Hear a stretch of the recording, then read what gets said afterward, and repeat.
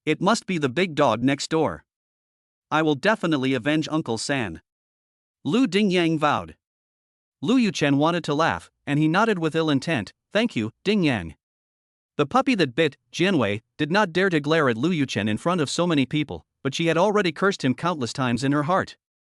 Lu Yuchen had opened his mouth first, so why was she the guilty party? Obviously, she had also been bitten quite painfully. Jianwei had no way to express her grievances, and she did not want to be the center of attention, so she could only bury her head in her food. Quietly, for fear that the child would blabber, scolded Lu Dingyang. Dingyang can't go and beat the dog, be careful of being bitten by the dog. If you get bitten by a real dog, you can get rabies. While Quiet was talking, he secretly glanced at Jianwei. The other adults then changed the subject. The breakfast was a pleasant meal. After breakfast, Lu Yuchen had to go to the office. He was afraid that Jianwei would feel uncomfortable staying alone in the villa, so he told her, "There are books in my room. If you're bored, take a look. The computer password is your birthday." When Jianwei heard this, her pupils shrank. Lu Yuchen set the computer password to her birthday. Did he just set it, or was it there before? After breakfast, Xin Shuangshui accompanied Jianwei for a while before going to work. Lu Yu and Xin Shuang also went to the city to dance in the square. Lu Yuan and Lu Yuchen left together, and Lu Yuhua and Jin Jing went to work at the airline together. They were a flight attendant and a captain. The children all went to school, and surprisingly, only Jianwei and Jian Nuo, as well as the butler and maid, were left at the villa. Sha Nuo couldn't stay in the villa, and kept yelling that she wanted to go out and play. The butler then sent a young girl to go out with Jianwei and Jian Nuo. Today, the sky in Jiangcheng was overcast, and it was gloomy and difficult to bear all day. No wonder the children couldn't stay at home. As soon as they left the villa, little Nuo was already having fun. "Mommy, come chase me." The 3-year-old ran ahead, and Jianwei followed behind. Suddenly, around a corner, little Nuo turned and bumped into someone. Ah! Little Nuo covered her forehead and looked up to see an older boy. The older boy was wearing a school uniform, the same as the older brothers were wearing this morning. "Brother, why aren't you at school?" Xiao Nunu's big eyes blinked. She was attracted to the little fox toy on the big brother's school bag and reached out to touch it, but when she heard the big brother's voice, she quickly withdrew her hand. "This is so beautiful. You like this?" The big brother's voice was cold and a bit scary. "I don't like it." Xiao Nunu turned around and wanted to run back. Si Yuchen's lips curled up into a smile. This little girl is quite interesting. After Xiao Nunu ran away, Si Yuchen was followed by a panting man. "Young master, you can't skip class. If master and madam find out, I'll be fired." The man who caught up was Si Yuchen's personal bodyguard and driver, responsible for Si Yuchen's safety in driving him to and from school. Si Yuchen threw the school bag on his body to the driver and said, "Then don't let my grandparents know." The driver had a wry smile on his face. How could they possibly hide it from the sharp-witted old man and woman? Si Yuchen walked on, followed by a big white dog. The two were inexplicably harmonious. Xiao Nunu ran back and dove into Jianwei's arms. "Mommy, I just ran into someone." Xiao Nunu looked aggrieved, rubbing her forehead with her small hands.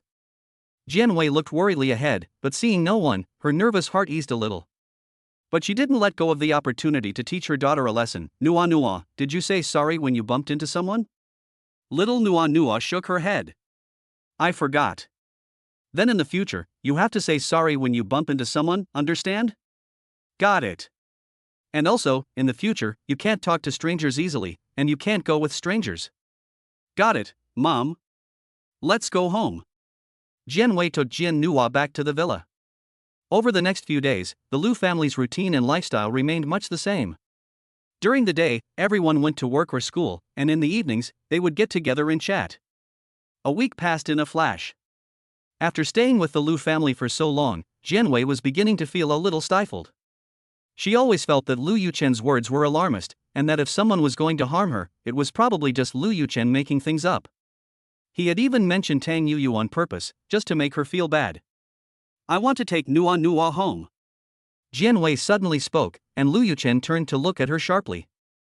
The atmosphere in the room, which had been quiet, became tense. "What I mean is that we are not in a relationship, and it is not a problem to always live together. In the past, when I was at home with Nuo, nothing happened. maybe those. Jian Wei stuttered suddenly as she spoke. Her thoughts were a little chaotic. Lu Yuchen was in no hurry, and slowly tidied his clothes before speaking. Well, I will take you back. Jian Wei refused without thinking. No, my parents will be there too. Lu Yuchen interrupted Jian Wei. Ha? What are your parents going to do? Propose to the Jian family formally. Cough cough. Jian Wei was choked by her own saliva. Propose. This is really not the case between us. Nua is not young, and in 2 years she will know the reason why her parents are not together, and she will be very sad. The main reason is that I have you in my heart, and you have not forgotten me. Lu Yuchen had already walked up to Jian Wei. Jian Wei, let's not kid ourselves any longer. Jian Wei choked and couldn't find the words for a long time. Lu Yuchen was well prepared and continued, if you think it's too soon, we can get married first and have the wedding later. I've said before that I'll give you a wedding of the century and make you the most beautiful bride. But. No buts, Jian Wei, promise me that you won't leave me again, I need you so much. Lu Yuchen leaned over suddenly, resting his head on Jian Wei's shoulder. His voice was slightly tired. I used to have some insomnia, but since you reappeared in front of me, this illness has healed without medication.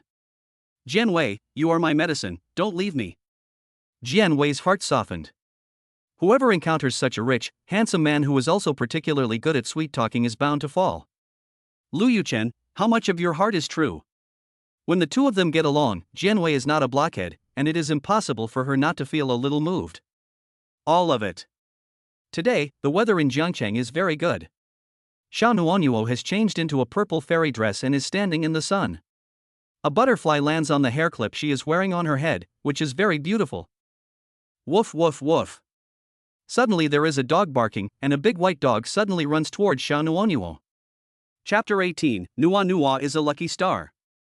Nua was scared and started crying. What, brother, help me. Nua started running. Lu Dingyang heard the barking and grabbed a stick nearby before running out. Don't be afraid, little sister, come behind me. Lu Dingyang acted like the big brother he was and immediately came to protect Nua. Die bye, come back. A rebuke came from a distance, and the big white dog shook its tail before reluctantly running back. Then Lu Dingyang saw the face that deserved a beating. See?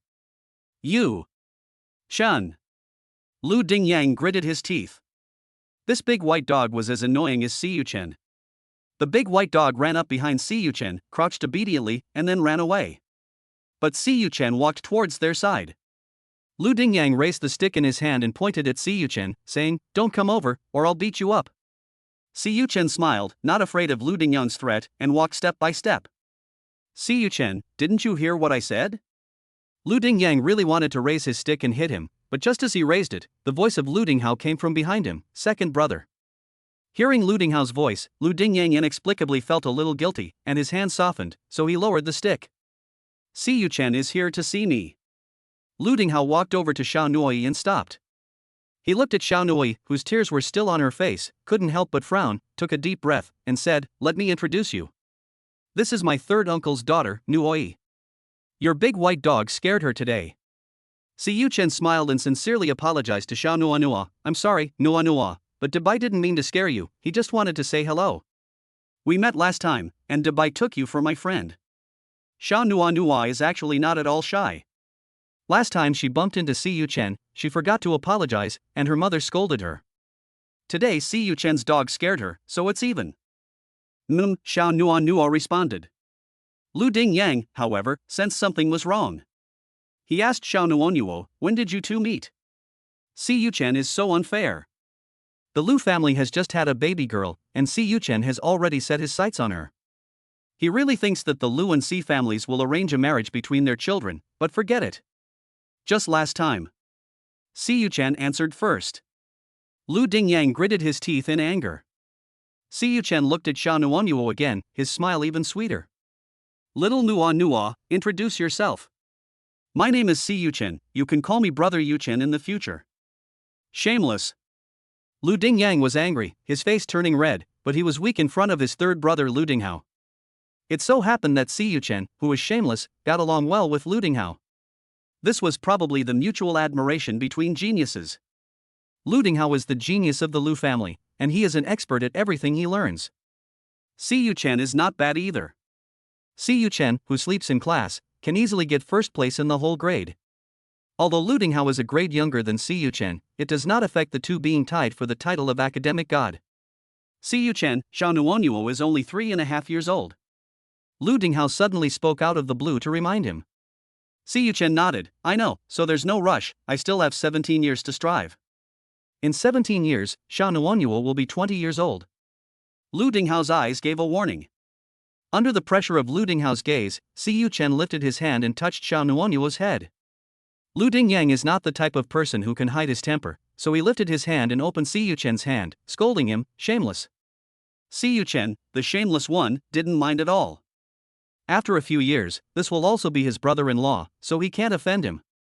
Lu Dingyang, the school loser, is even more shameless, isn't he? After saying that, Yuchen lifted his feet and walked out. Lu Dinghao followed. Lu Dingyang's face turned red with anger. Yuchen, the shameless one, actually made fun of his grades. Obviously, Yuchen had made fun of his grades before, but today, in front of Xiao Nuonyuo, Lu Dingyang just couldn't hold his temper. On the contrary, Xiao Nunu didn't quite understand the whole story. She looked at the backs of Yuchen and Lu Dinghao as they left, tugged on Lu Dingyang's clothes, and asked in a baby voice, "Brother, what is a learning loser?" A learning loser means someone who is very good at studying. Lu Dingyang vowed that he would turn today's humiliation into motivation.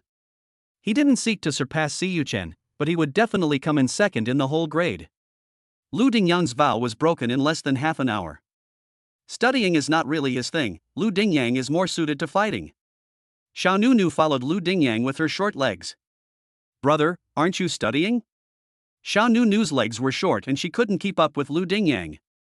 Lu Dingyang ran out of the room in 2 or 3 steps, and when Xiao Nunu chased after him, she got lost. She pushed open a door and saw a boy sitting inside. This boy didn't like to talk, and Xiao Nunu was careful when she walked in. "Brother, I'm Nano," said Xiao Nano, introducing herself. The brother didn't answer her, so she sat down opposite him and took a toy in front of him.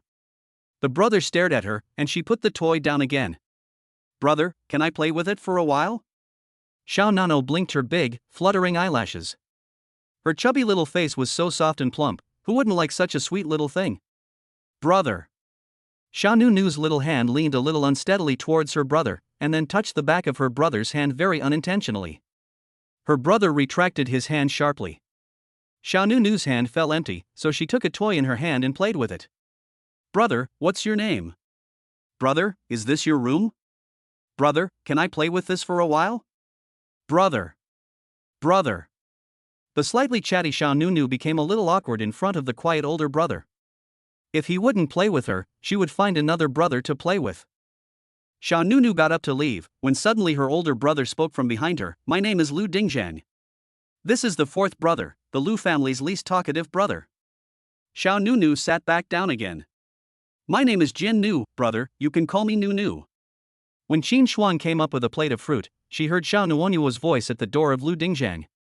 She subconsciously wanted to push open the door, for fear that Lu Dingyang would become emotionally unstable if he saw a stranger. She heard Lu Dingyang say, "My name is Lu Dingyang," and Qin Shuang gave up on the idea of pushing open the door. This was the first time that Lu Dingyang had taken the initiative to speak to someone close to him. Such a breakthrough made Qin Shuang feel that Lu Dingyang would be cured in the near future and be able to go to school normally and socialize with his friends. After playing with Lu Dingyang for a while, Xiao Nunu left. In the room, Lu Dingyang put the toys away and a smile appeared at the corner of his mouth. "So this is what it feels like to play with children." When Xiao Nunu came out, she saw Qin Shuang standing in the doorway. She showed her big white teeth and called out with a smile, "Grandma." "Nu." Qin Shuang came back to her senses. "Grandma, just now I played with my brother, and he even shared his toys with me. I love my brother so much." What kind of worries can a child have? Her biggest worry is playing. If you like your brother, you have to play with him often in the future. Qin Shuang was so happy that she wiped away her tears. Little Nuonyua is the Lu family's lucky star. Good. When little Nuonyua saw Qin Shuang wiping away her tears, she looked at Qin Shuang in puzzlement, then raised her little hand and patted Qin Shuang, consoling her, "Grandma, don't cry, Nuonyua will protect you." Chapter 19, A Fight. This little person is so adorable. Qin Shuang felt like crying. Little Nano was so well educated, and it was all thanks to Jianwei. Qin Shuang was very satisfied with such a daughter-in-law, and she couldn't find anything wrong with her anyway. It's not that the eldest daughter-in-law and the second daughter-in-law are bad, it's just that each person has a different point of radiance. On the other side, Lu Yuchen and Jianwei came to take Xiao Nuonyuo home, back to Jianwei's home, of course. Qin Shuang and Lu Yu wanted to go with them, but were persuaded by Lu Yuchen.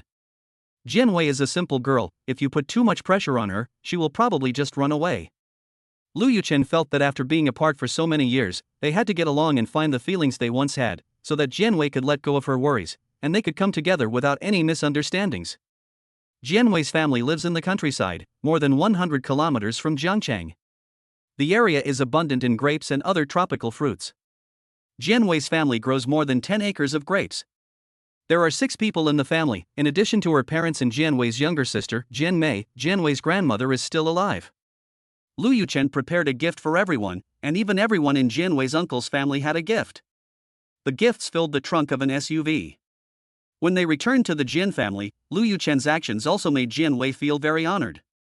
Jianwei was the first female college student in the village to get into college, which was originally a very glorious thing, but after graduating, Jianwei went back to her hometown and got pregnant, unmarried. Being pregnant out of wedlock has a big impact on girls, and Jianwei's reputation in the countryside was very bad. But this time, Jianwei brought back a man. This man is handsome, rich, polite, and I heard that he is also the boss of a big company. How could someone like this fall for Jianwei, a second-hand product? Little Nunu is still young, and the people in the village haven't used their poisonous tongues on her yet. It's also because of the protection of Jianwei's parents that she has been raised well, but there are always people who talk behind her back. After Lu Yuchen came over, he personally experienced the difficulties of Jianwei. This day, Lu Yuchen was chatting with Jianwei's father at home when suddenly a young boy ran over and shouted, "Grandpa, Nunu is fighting with someone." Jianwei's father hurriedly stood up and ran out. Who did Nua fight with? Little Nua doesn't easily hit people, but once she does, things are unpredictable. She fought with that in Yuan. The little boy stuttered when he got anxious. Jianwei's father exclaimed, "Oh no! Don't hurt him." Lu Yuchen heard that things were not good, and thinking that someone was bullying his daughter, he would definitely punch someone. However, when Lu Yuchen and Jianwei's father arrived, Xiao Nunu was standing on the side with a red face, panting heavily, while the person crying after being beaten was in Yuan. It seemed that in Yuan was a head taller than Xiao Nunu, and he was still a young boy, but he was beaten by Xiao Nunu and was crying. Lu Yuchen was very satisfied with the fighting power of his own baby. Nunu Jianwei's father took Nunu in his arms and asked with concern, "Are you okay? Are you hurt?" Before Xiao Nua could say anything, a shrill voice was heard.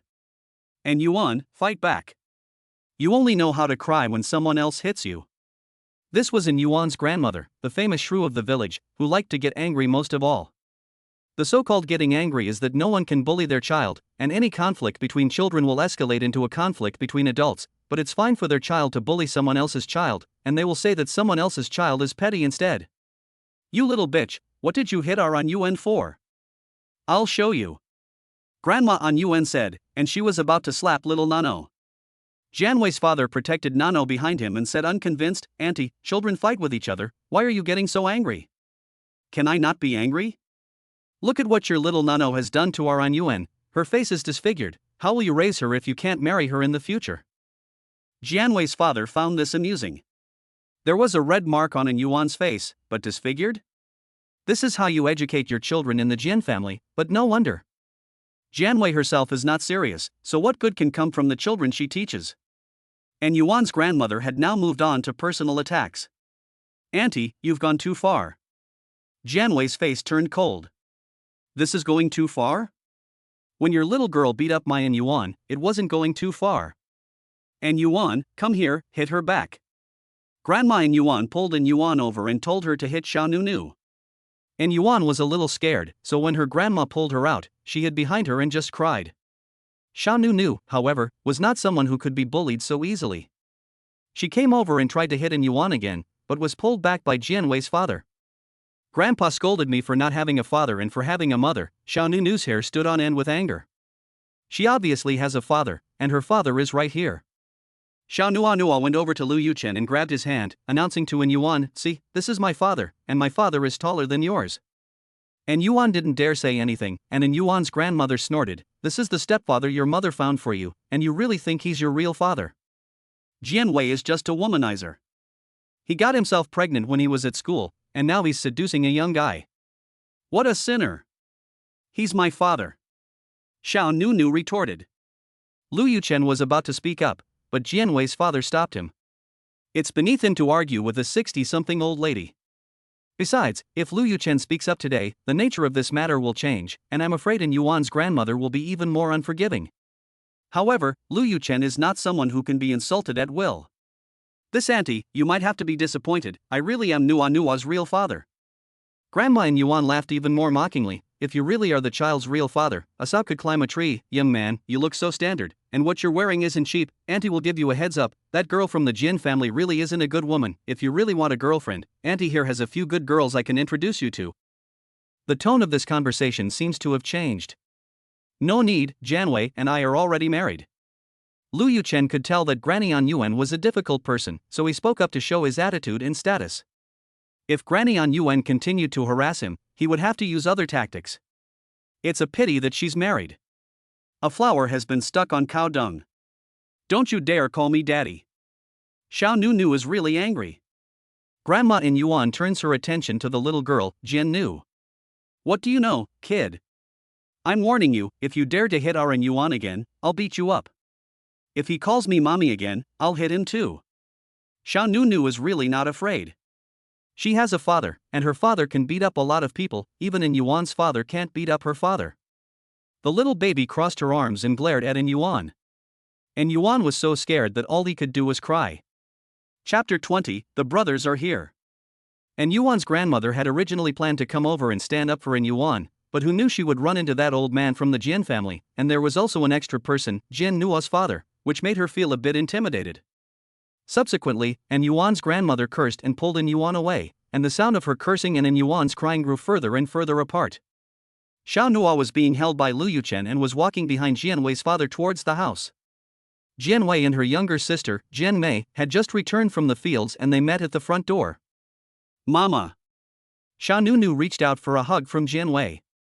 Jian Wei hugged her and kissed her on the cheek, asking her if she had been a good girl today. The little girl was sweating and her hair was wet. Jian Wei dared only to pray for Jian Nu's good health and dared not hope for anything else. "I just had a fight with An Yuan." Xiao Nu was full of pride. But Jian Wei was worried. "Why did you fight? Didn't your mother tell you not to fight with other people?" There are many children in the village the same age as Jian Yi, but she is a master at fighting. She is not afraid of even older children, and she is even able to make people cry. Jian Wei is not afraid of anything, but she doesn't want her daughter to get into the habit of bullying others, and she needs to establish the correct values in her. "But In Yuan scolded you, and she scolded me too." Xiao Nu pouted, her anger written all over her face. "But you can't just hit people. In Yuan's grandmother is childish. If In Yuan's grandmother hits Jian Nua will definitely suffer." Jian Wei knows that In Yuan's grandmother is unreasonable, and that's why she's worried. "If In Yuan swears at someone again, I'll hit him." Xiao Nua was very dissatisfied. Jian Wei's heart softened a little. Jian Wei's father spoke up, "That's enough. Nua didn't do anything wrong this time. Your aunt is unreasonable, but you can't let the child suffer." "Dad, I know, but it's still wrong for Nua to hit people." Jian Wei also felt aggrieved. Dad is a man who looks after the big picture. To put it bluntly, sometimes he takes a bit of abuse. After Jian Wei returned home with a big belly, this aspect of Dad's personality became even more pronounced. Jian Wei didn't blame her own father, she just felt useless. If she had been more capable, her family wouldn't have had to suffer. The father and daughter exchanged a few words, ending with Jian Wei holding her tongue. Little Nu is a well-behaved child. Seeing that her mother is not speaking, she brings her little face close and whispers into her mother's ear, "Mommy, I won't fight with In Yuan anymore." After hearing this, Jian Wei feels even more sad. She laughs and says, "Mommy doesn't blame you, I'm just worried that you'll get hurt. But you have to remember, we shouldn't start trouble, but we also shouldn't be afraid of trouble. If other kids hit you, you can't just stand there and not fight back. You can't let yourself be bullied, but you can't go out of your way to hit other kids. Xiao Nunu blinked her big eyes and asked, what if a child swears at you? You can't put up with it, but you don't have to hit them either. Let's reason it out first. If it doesn't work and if it doesn't make sense, then I'll hit them. Xiao Nunu raised her hand and made a gesture of hitting someone. Jianwei was feeling bad, but now seeing her daughter like this, she felt a lot better. A mother is the support for her daughter, and a daughter is also the support for her mother. Children may seem to have no worries, but they also seem to understand everything. Jianwei gave a soft response. Xiao Nunu had fallen asleep, and Jianwei was also relieved. When she came out of the room, she saw Lu Yuchen leaning against the door smoking. He actually smokes. Jianwei and Lu Yuchen glanced at each other, then lowered their heads. Jianwei. Lu Yuchen suddenly leaned over and embraced Jianwei from behind. Jianwei tensed up nervously. Lu Yuchen, it's not good if someone sees us. If someone sees us, how embarrassing. People in the countryside are generally very simple, and even young people don't hug in front of others. I'm not afraid. Lu Yuchen's voice was deep. Jianwei was a little anxious, but she didn't dare to speak loudly, for fear of waking up the little Nano who had just fallen asleep, and also for fear of attracting the attention of others. Let go quickly. Jianwei, I've talked to your father, and he agrees for me to be with you. Lu Yuchen didn't come to the Jian family just to visit, but mainly to talk to Jianwei's parents. Although Jianwei's father didn't say anything, Lu Yuchen could tell that the Jian family had a lot of opinions about him. Not to mention that Jianwei came back pregnant, and Lu Yuchen had not shown up for all these years, which made the Jian family very unhappy. Lu Yuchen knew that he had done a very bad thing, so he kept his attitude low. Of course, Lu Yuchen didn't mention a word about Jianwei's father asking him to write an undertaking. I'm sorry that you had to face the rumors alone. I promise that I will never let you suffer in the future. What about Tang Yuyu? As soon as the words left her mouth, Jianwei regretted it. Why did she suddenly mention Tang Yuyu at a time like this? But it was a good thing. Getting things clear once and for all would save her from the nagging feeling in her heart. Who is Tang Yuyu? Lu Yuchen pretended to be dumb. Jianwei angrily slapped Lu Yuchen's hand, turned around, and the two faced each other. Pretending to be stupid is too cheap. Jianwei wavered. Lu Yuchen smiled happily. I love you so much, Jianwei, don't worry, I will be true to you in the future. In front of the villa gate in Qinshan, a big white dog ran in front of Si Yuchen, and then the big white dog took the initiative to run behind Si Yuchen and squat on the ground. Si Yuchen reached out and rubbed the big white dog's head, and happily went up to ring the doorbell. The person who answered the door was an auntie from the Lu family who worked as a housekeeper. When the auntie saw Si Yuchen, she politely said, hello, young Master Si. Auntie, is little Nunu home? When Si Yuchen asked, his eyes were already looking inside the villa. It was so quiet at the Lu family today, he couldn't believe little Nunu wasn't home. The little miss has gone back to her hometown. Si Yuchen looked disappointed and asked his aunt, Auntie, do you know where Xiao Nua's hometown is? After returning from the Lu family's Qinshan villa, Si Yuchen went on a spontaneous trip to the destination of Xiao Nua's hometown. It was early summer, and the sun was shining everywhere. This was not the first time Si Yuchen had been to the countryside, but it seemed that the sun in Xiao Nua's hometown was particularly fierce. Si Yuchen, who was quickly dehydrated from the sun, received a phone call from his good friend Lu Dinghao. I heard you went on a trip? Si Yuchen did not hide anything and replied, well, I've arrived in Xiao Nuonyuo's hometown. Could you ask Xiao Nuonyuo for her address? No. Hey, Lu Dinghao. Beep beep beep, a busy signal came through on the phone. Si Yuchen looked at the phone and smiled. It wasn't long before Lu Dinghao sent an address, which was precisely the address of Xiao Nuonyuo's home. Si Yuchen gave the address to the driver, and the driver's navigation system directed the car directly to Xiao Nuonyuo's doorstep. Si Yuchen had just got out of the car when he saw a few familiar figures. It turned out that Lu Dingcheng, Lu Dingyang and Lu Dinghao had followed after learning that Xiao Nunu had returned home. When Si Yuchen called Lu Dingyang, the three brothers had just arrived at Xiao Nunu's house. A big white dog followed Si Yuchen out of the car, and suddenly a small black puppy ran out of Xiao Nunu's house, barking in a babyish voice, but it looked quite the part. Woof woof woof. The big white dog did not want to be outdone, and barked a few times with his head tilted. Hearing the barking, the three Lu brothers almost simultaneously turned their heads. Si Yuchen. What is he doing here? Lu Dingyang thought he was mistaken, rubbed his eyes and looked again, and sure enough, The person standing in the doorway was Si Yuchen. This jerk. Die by, go back. Si Yuchen ordered the dog next to him.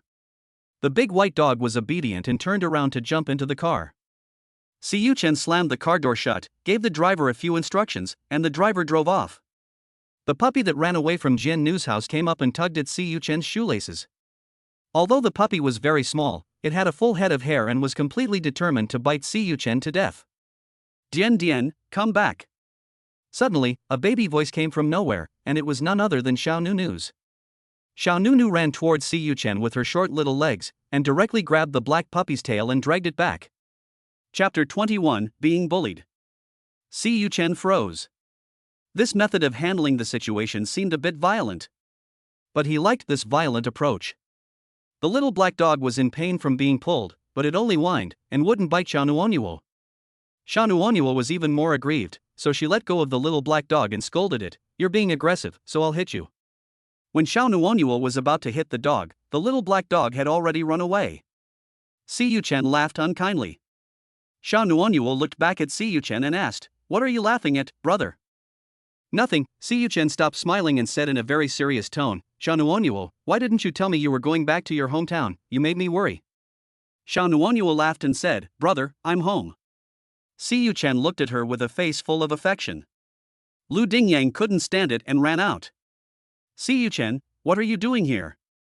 Lu Dingyang didn't have a good tone. Si Yuchen changed his kind face just now and said with a stern face, "I came to anger you."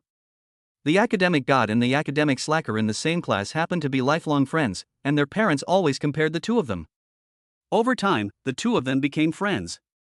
Lu Dingyang gritted his teeth in anger. Lu Dingcheng walked out. Lu Dingcheng was older than Si Yuchen, and Si Yuchen was very obedient in the face of his older brother Lu Dingcheng. Seeing Lu Dingcheng walk out, he obediently called out, "Brother Chang." Lu Dingcheng responded to Si Yuchen, reached out and took Xiao Nuonyuo's hand. "Nuonyuo, didn't you just say you wanted to play? How about we play eagle and chicks?" Xiao Nuonyuo nodded furiously, "Yes." In the past, there was only one child in the family, Xiao Nunu, and she envied the other children in other families who had brothers and sisters. Now she also has a brother, and there are 1, 2, 3, and 4 of them today. "I'll be the hen protecting the chicks, but who will be the eagle?" Lu Dingcheng felt that he was the oldest and the most suitable to be the hen protecting the chicks. Lu Dingyang just wanted to let the annoying Si Yuchen be the eagle, but then he saw Xiao Nunu raise her hand and say, "I want to be the eagle." Then let Nano be the eagle. Lu Dinghao walked out of the house, and Lu Dingcheng didn't object. Si Yuchen nodded, and Lu Dingyang opposed it, but he couldn't stand up to the majority, and in the end, Lu Dingcheng became the hen protecting the chicks, and little Nano was the eagle who wanted to come and snatch the baby chicks. The positions of the baby chicks were also quite interesting. Si Yuchen stood behind Lu Dingcheng, Lu Dingyang stood behind Si Yuchen, and Lu Dinghao stood last. Lu Dingyang chose to stand behind Si Yuchen to prevent the kid from doing anything bad. Anyway, Lu Dingyang just couldn't look at Si Yuchen without getting upset. At first, Xiao Nuonyuo was very interested in the game and ran cheerfully, but after half a day of playing, she hadn't caught a single chicken and she started to sit on the ground and refused to play. Lu Dingcheng looked at the 3 chickens behind him and whispered, "Run slowly, let Xiao Nuonyuo catch them. None of them really knows how to behave."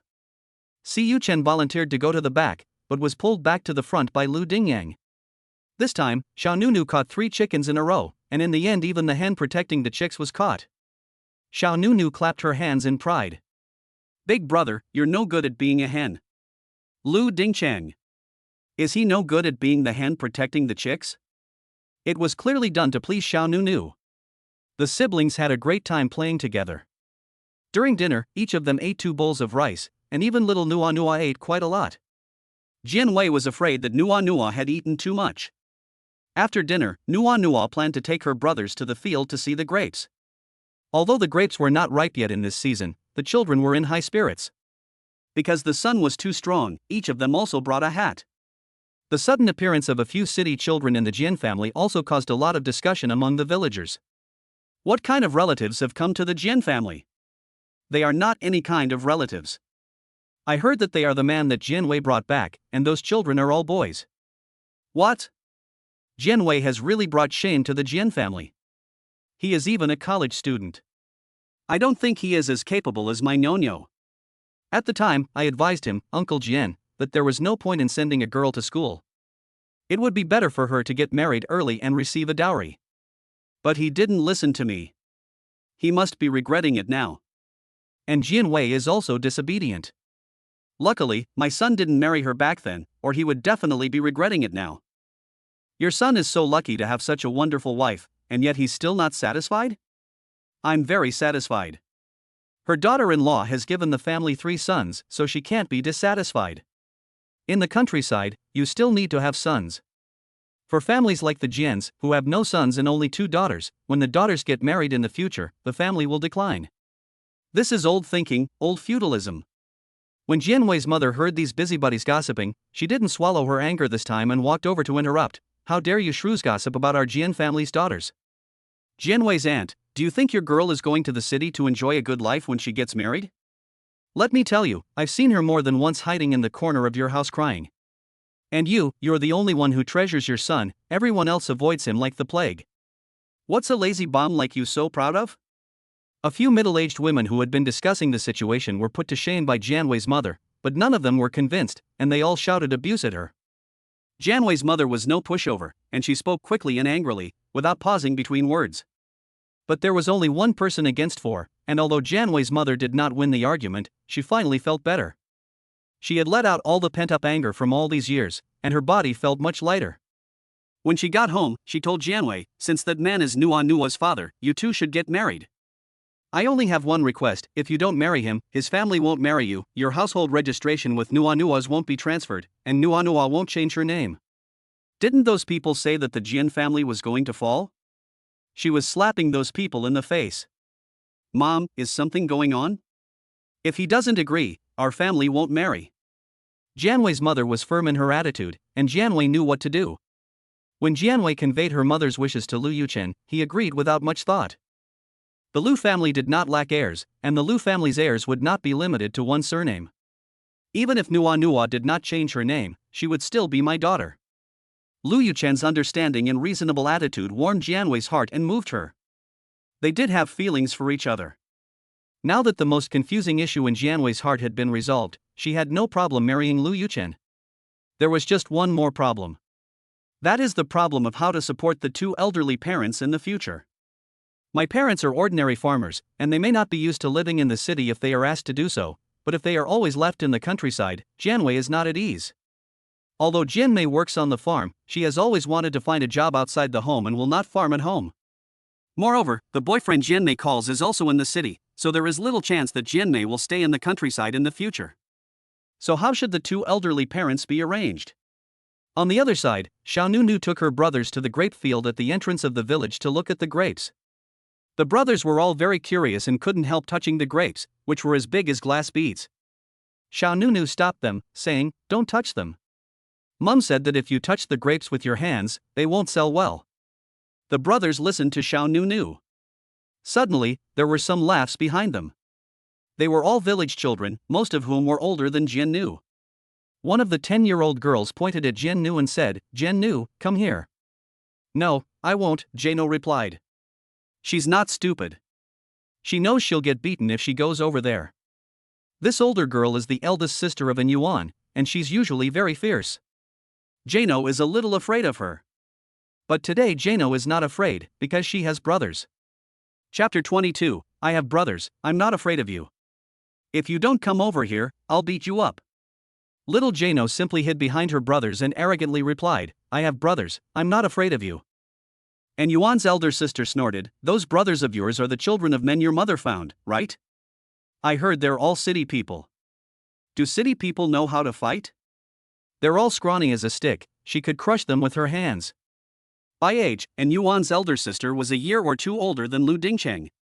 Usually, and Yuan's elder sister was the bully in the village, not afraid of anyone, and always felt that children had to listen to her. What's more, these little boys from the city were indeed skinny and looked weak.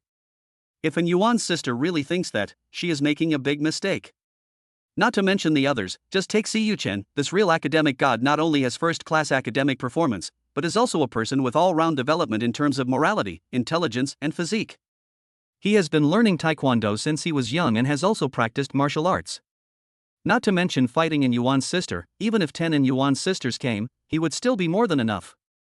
Besides, which of the 3 Lu brothers is really weak?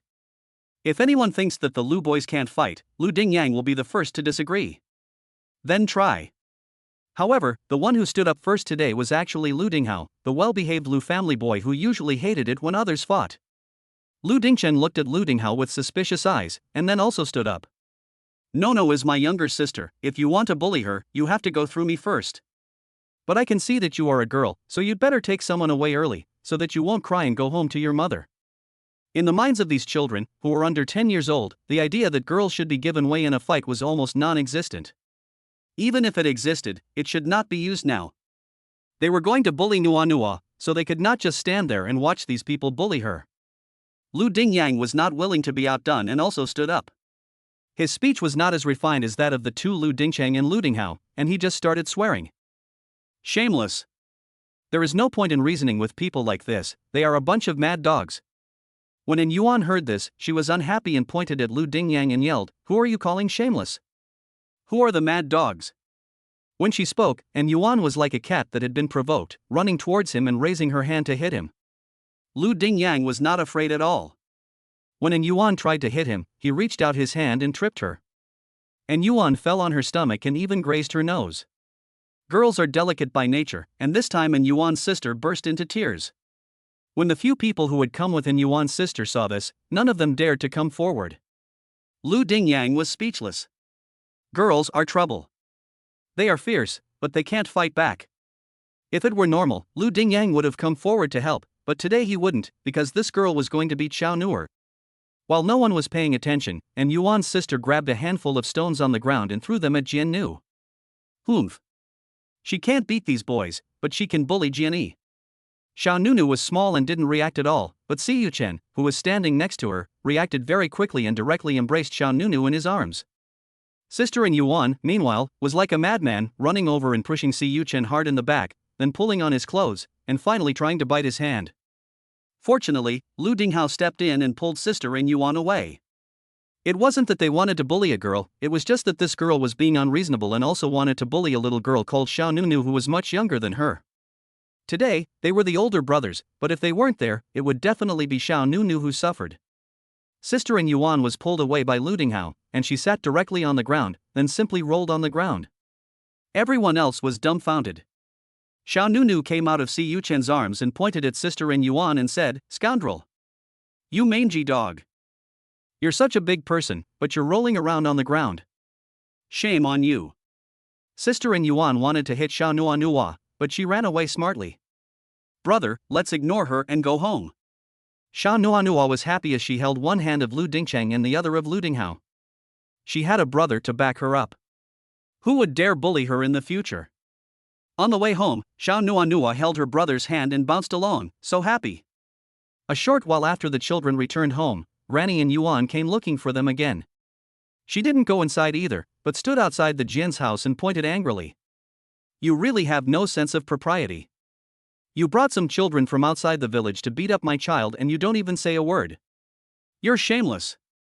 You're rude and unreasonable in normal times, and now you've brought people from outside the village to bully the people in this village. The Jians are really something." Grandma In Yuan's voice was shrill. Some neighbors heard a commotion and came over to see what was going on. When they saw Grandma In Yuan pointing at the Jian family's front door and scolding them, some of them came over to try to calm things down. "Grandma In Yuan, let's talk about this." "Talk about what? Those wild kids they brought back from nowhere beat up my child like that, and you want me to just talk about it? His face is all messed up, and I won't let this go until they give me an explanation today." At this moment, Jianwei, who was in the room, heard the commotion outside and came out. Granny An Yuan pointed at Jianwei and scolded, "It's you, you riffraff. The man you brought back can't be a good person either." Jianwei felt baffled, and a fire in her heart suddenly flared up. Usually, Granny An Yuan's words were unrestrained, but there were outsiders in the house today, and Jianwei couldn't hold her temper back. But she is not just a village woman who yells at people for being ignorant. Even when she is angry, Jianwei speaks in a very gentle tone. "Auntie, if you have something to say, you can't just yell." Grandma In Yuan snorted. "Go ask your daughter's bitch of a child what she did. She brought a few boys and beat up my Xiaoyan. Her face is disfigured, and her knee has a big gash. Your family must give an explanation for this. Is that true? Janwei didn't think it was possible, but who could tell with children? Was the injury serious? Then hurry up and take the child to the hospital. Have Xiaoyan's parents been notified? Janwei wanted to handle the matter properly, but Granny An Yuan was a little dazed. Why didn't Janwei react the way she expected? Grandma An Yuan had originally planned to come to the Jian family and make a scene, and then get the Jian family to pay some money. But Grandma An Yuan didn't expect that Janwei would be so easy to deal with today, and it all caught her off guard. At this moment, Xiao Nu heard the commotion outside and ran out. Mommy! Seeing Grandma An Yuan, Xiao Nu subconsciously hid behind her mother. Janwei pulled Xiao Nu down to squat and asked, Nu, did you fight with Xiaoyan? Xiao Nuan nodded. The girl didn't deny what she had done. It was Xiao Yan who hit me. Why did Xiao Yan hit you? Janwei wanted to get to the bottom of things. Don't lie, it was you who took the boys to beat Xiao Yan. Grandma An Yuan yelled again, learning to lie at such a young age. I don't know who you learned it from, Janwei, let me tell you, you must pay compensation today. Chapter 23 Shameless. Janwei understood that Granny An Yuan was trying to extort compensation. There was no way that she should have to pay compensation for a fight between children when she didn't even know what had happened. If it was true that Xiao Nua had beaten up Xiao Yan with a few of her brothers, then Jianwei would pay compensation and apologize, but what if that wasn't the case? Jianwei didn't want to wrong her daughter.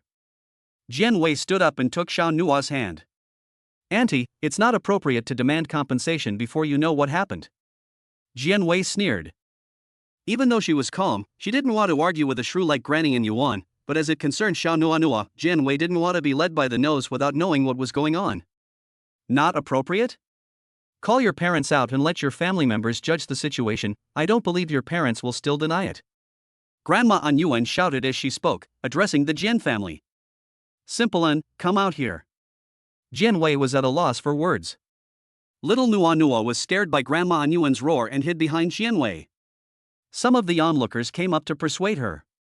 Grandma An Yuan even scolded the people who tried to persuade her, so no one intervened. At this time, a few boys from Lu Dingqing came out of the main room. Lu Dinghao was at the front, holding a mobile phone in his hand and tapping his fingers on the screen a few times. He walked slowly up to Janwei and said, Auntie San, this is the video of what happened. Janwei looked at Lu Dinghao suspiciously and then looked at the phone. In the video, Xiaoyan grabbed a stone from the ground and smashed it on Xiaonua's body. Si Yuchen reacted quickly to protect Xiaonua. Then Xiaoyan ran over and pushed Si Yuchen, and then pulled at Si Yuchen's clothes, and even tried to bite Si Yuchen's arm. Si Yuchen protected Xiaonua the whole time. The onlookers also gathered curiously. After they finished watching the video, their looks at Grandma An Yuan changed. Before, there were people who stood on Grandma An Yuan's side, but now no one is. Shameless. It was clearly Xiaoyan who wanted to hit Xiaonua, and a boy stopped her.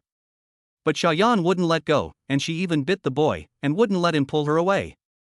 Grandma Xiaoyan still has the nerve to come to the Jian family and make a scene. Is this a scene? This is shameless. Grandma Xiaoyan also came over out of curiosity to have a look. If Xiaoyan is like this, she must have been beaten up by a few men beforehand, otherwise our Xiaoyan would never hit someone for no reason. Xiaoyan's grandmother still wanted to defend herself at this time. Before Jianwei could say anything, Si Yuchen, who had followed, spoke up. This grandmother, I don't know if your granddaughter would hit someone for no reason, I only know that the tooth marks on my arm were bitten by your granddaughter, I just don't know how much compensation you need to pay me if I go to the police to file a report. Si Yuchen did not swear, but his words were cutting to the heart. The tooth marks on his arm were clearly visible, and there was no way to fake them. Grandma Xiaoyan didn't hear anything else, but she understood Si Yuchen's last sentence, she had to pay compensation. Why should she pay compensation?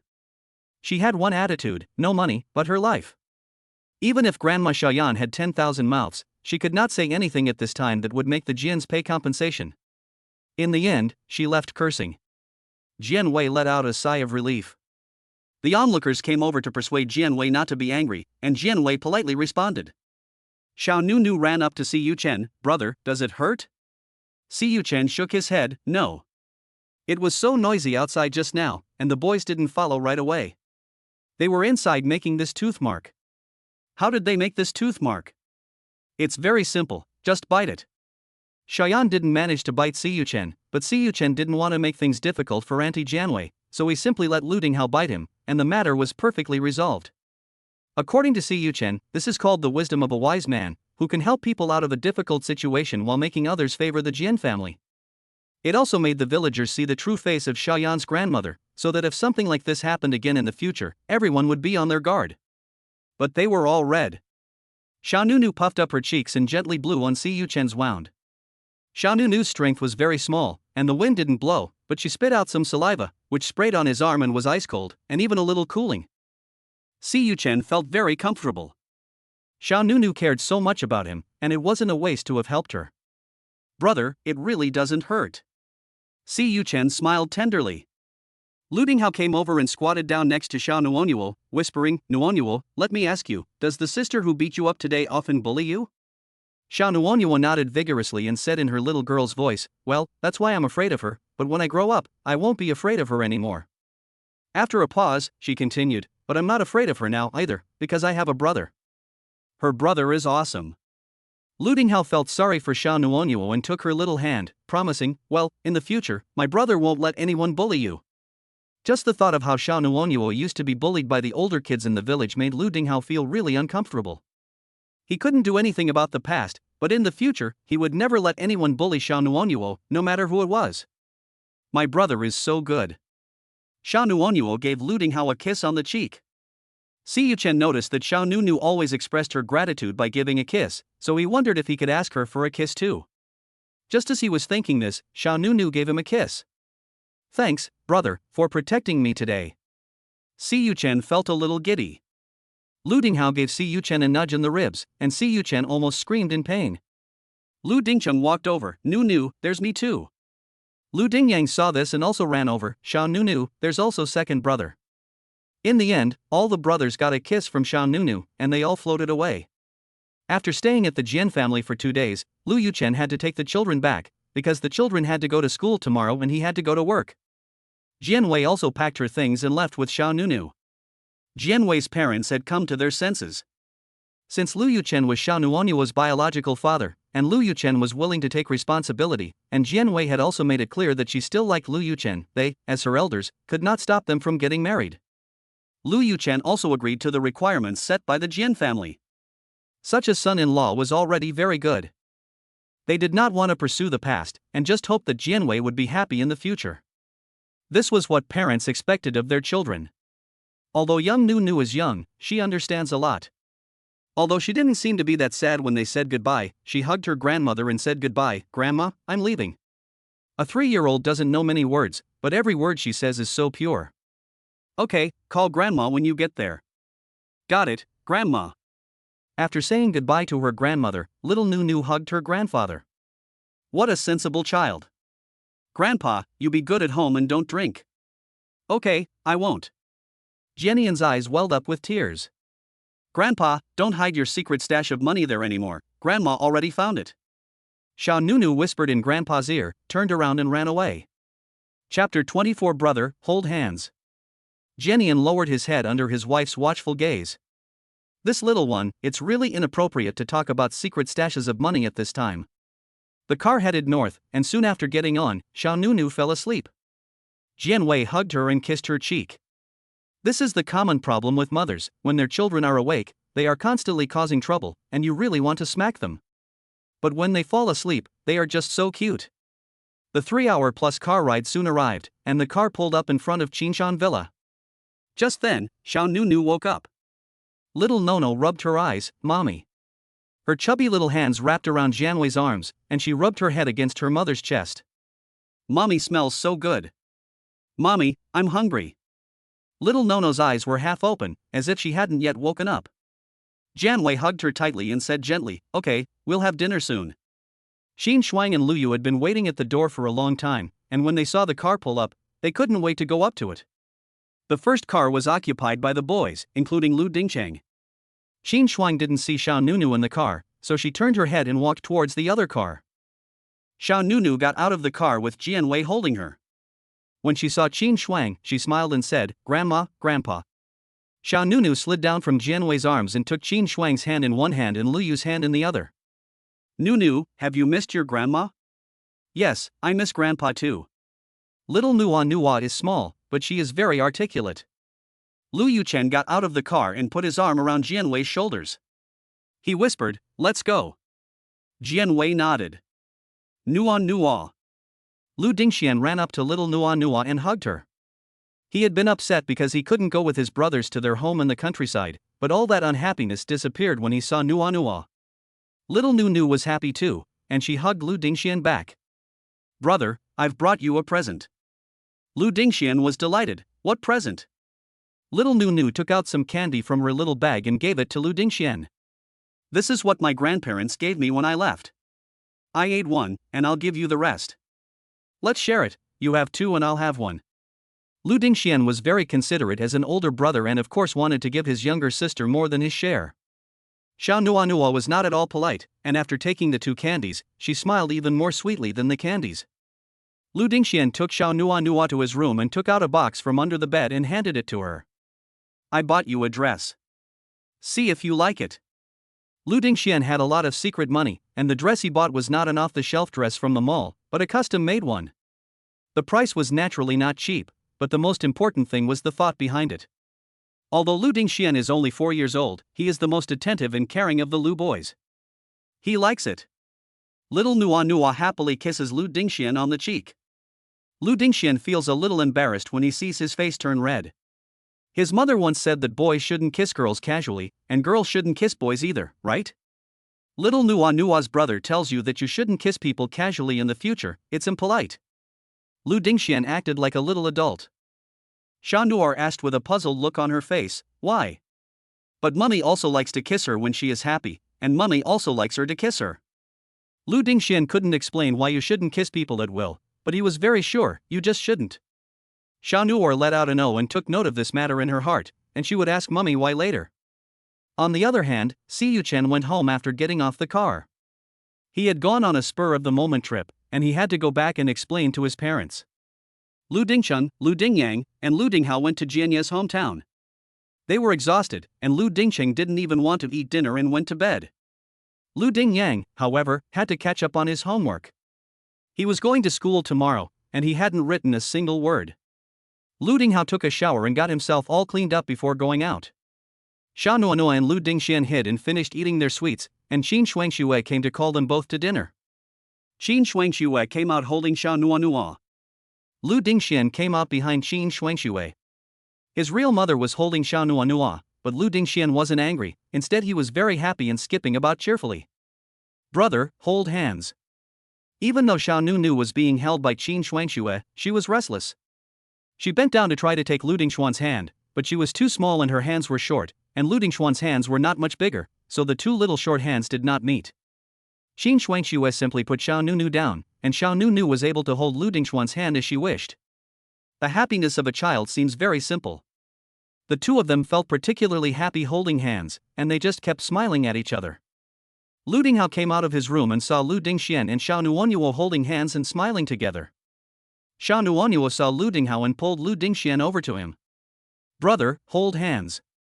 Xiao Nuonyuo didn't wait for Lu Dinghao to answer, and she just took Lu Dinghao's hand. Qin Shuangxue was taken aback. She didn't have time to stop Xiao Nuonyuo, and she was really afraid that Xiao Nuonyuo would be dumped and thrown out by her cold older son. But the next second, she saw Lu Dinghao take Xiao Nuonyuo's hand in his own. "Brother, are you hungry too?" Xiao Nuonyuo tilted her head, her long eyelashes flickering like little stars in the sky. It was just a pair of eyes, but Lu Dinghao saw a sea of stars. Qin Shuangxue took a while to come back to her senses. Even their cold-faced baby Dinghao has a tender side.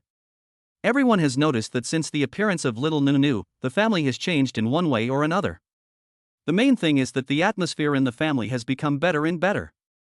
Before, there were only the sounds of the boys playing around, but now there are more laughs. Jianwei had originally planned to let Xiao Nu go back to kindergarten in September, but when Jian Nu saw her brothers going to school, she also wanted to go. Early in the morning, she put on the school bag that Lu Dinghao had given her, put on the high-end dress that Lu Dingxian had given her, and yelled that she wanted to go to school. "Daddy, I want to go to school like my brothers." Xiao Nu tilted her head, her eyes full of pleading. Lu Yuchen put on his suit jacket, took Xiao Nu's hand, and asked patiently, "Do you really want to go to school?" Xiao Nunu nodded firmly, yes. Lu Yuchen ran a hand through Xiao Nunu's hair. It would probably be a while before she could go to school, but if she wanted, she could accompany her father to the office that day. Xiao Nunu would have to choose a good school to go to. She couldn't just go to Jiangcheng Noble School like the Lu boys. No, places like the Noble School are not suitable for little Lu Onono.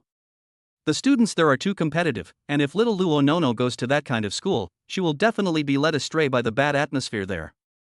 Upon hearing this, little Lu Onono felt that it was okay, and nodded. Good.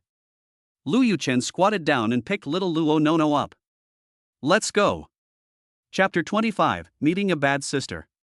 Xiao Nuonyuo clapped her hands in approval, while Jianwei felt that Lu Yuchen was messing around. Nuonyuo, don't be naughty. Your father has to work. If you go, will he take you out or work? Listen to your mother. I'll take you out to play later. Jianwei reached out to hug Jiannu. Jiannu turned her head and buried it in Lu Yuchen's neck, mumbling, No, I want to go to work with daddy. Jianwei wanted to say something else, but Lu Yuchen took over. Let her go, it's just that I'm not busy today. Jianwei couldn't argue with Lu Yuchen, so she gave in to Xiao Nunu's wishes. Lu Yuchen walked out holding Xiao Nunu, and the driver was already waiting there. When Lu Yuchen walked to the car with Xiao Nunu in his arms, he bent down and opened the back seat door. Lu Yuchen sat down in the car with Xiao Nua in his arms. The driver thought that the little miss would get out of the car soon, but he didn't wait for her to get out.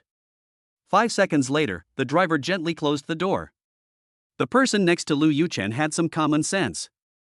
Since the boss wanted to bring his daughter to work, he just drove the car obediently, minding his own business. The car started smoothly and drove all the way to the Lu group. Little Lulu was a curious baby, asking her father what everything is. Lu Yuchen is not impatient and answers all of her questions. The car pulls up to the Lu group's exclusive parking space, and the driver gets out and opens the door. Little Lulu takes Lu Yuchen's hand and jumps out of the car. Oops. I almost fell. Little Lulu laughs. Lu Yuchen laughs too. After getting out of the car, Lu Yuchen picks up little Lulu. Daddy, is this your company? It's so big. With her eyes wide, she looked around, everything was so new to her. Suddenly, she saw a giant panda standing on a pedestal and exclaimed, Daddy, I want that. She climbed down from Lu Yuchen's body and, with short little legs, ran towards the giant panda. Lu Yuchen looked nervous. No, slow down. Daddy, come chase me. The father and daughter began a game of tag in the lobby on the first floor of the Lu group. Little Luo had a great time playing, and Lu Yuchen willingly chased after her. The employees of the Lu group looked at each other in confusion. What kind of scene is this? What did that little girl, who looked like a little Luo, call Lu Zong? It's Daddy, right? Lu Zong doesn't seem to be married, does he? Where did he get such a big daughter? Could it be that this is the result of Mr. Lu's love affairs from years ago? Everyone had their own guesses in their hearts, and some even whispered to each other, but no one dared to show disrespect. Little Nunu ran over and hugged the giant panda standee. Her short arms couldn't even reach the panda's feet. Daddy, I want to take this home with me. Nunu puffed up her cheeks and tried hard. Lu Yuchen found this funny, but was afraid that Nunu would hurt herself. Little Nono tried again, and her face turned red. No, this is too big to be fun to take home. Daddy will make you a smaller one, okay? Lu Yuchen squatted down next to little Nono and helped her up. Okay. Little Nono wasn't stubborn, because she saw something even more fun.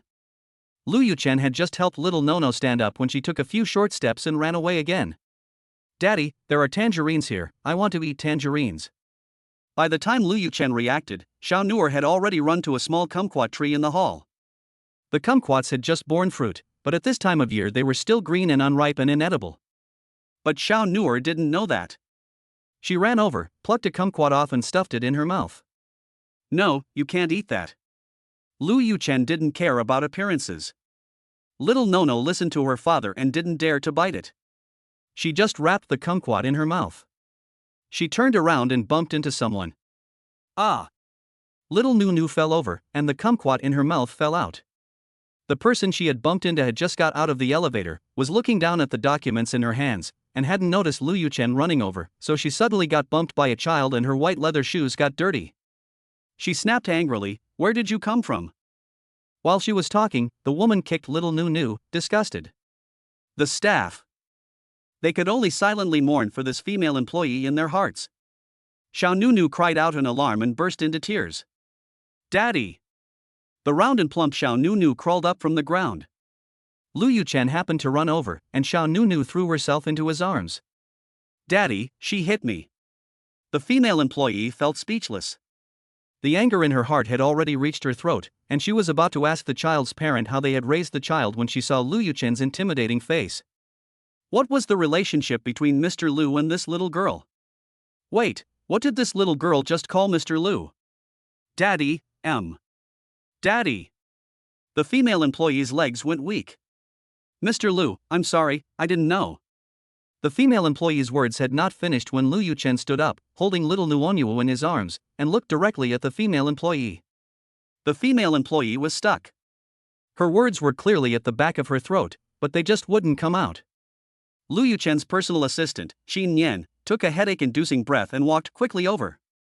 Mr. Lu, I'll handle it. Lu Yuchen gave the female employee a fierce look, then hugged Xiao Nuonyuo and entered the elevator.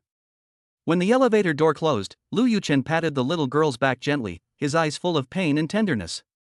When the elevator door closed, the female employee begged Qin Yan for mercy. Assistant Qin, you can see that I really don't know the identity of that little girl. Otherwise, today, you.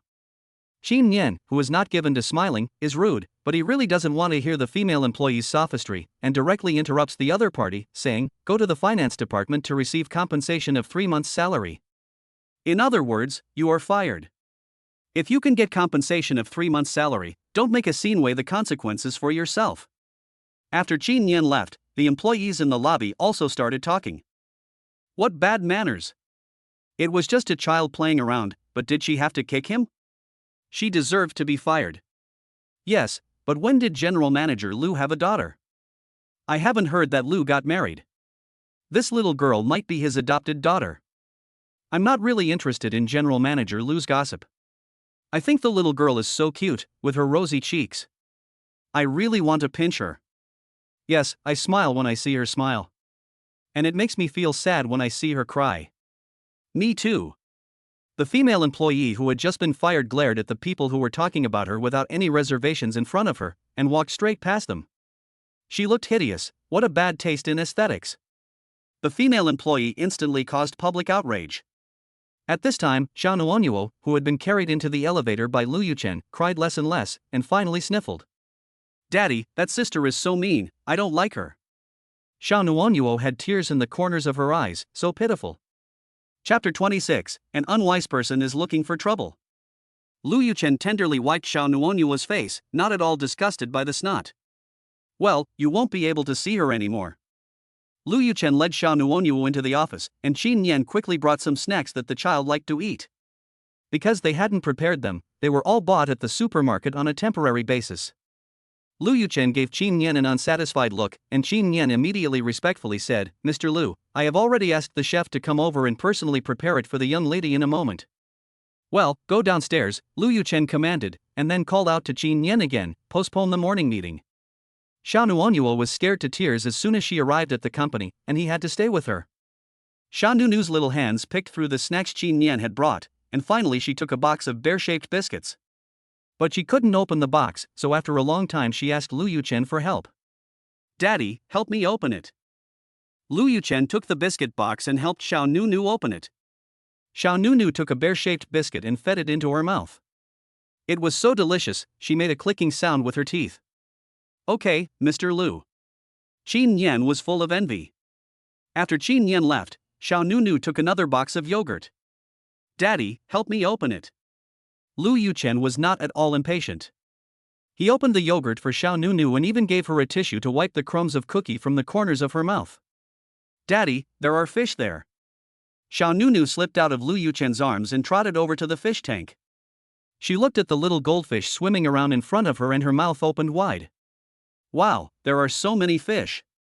Daddy, I want to eat fish. Lu Yuchen. These fish are not cheap. Of course, the price is not the point. The point is that these fish are very rare. Okay, Daddy will arrange for someone to get them. Xiao Nuonyuo nodded. After staring at the fish for a while, when Lu Yuchen wasn't looking, Xiao Nuonyuo threw a piece of cookie in her hand into the fish tank. The little fish thought it was fish food and swam over. When Lu Yuchen noticed, he really wanted to lose his temper. This was the first time Lu Yuchen had felt this way after seeing Xiao Nuonyuo. Forget it. After all, she is my daughter, I can't hit her. Nuonyuo, the fish doesn't eat biscuits, it likes this. Lu Yuchen handed a bag of fish food to Xiao Nuonyuo and instructed, you give it this.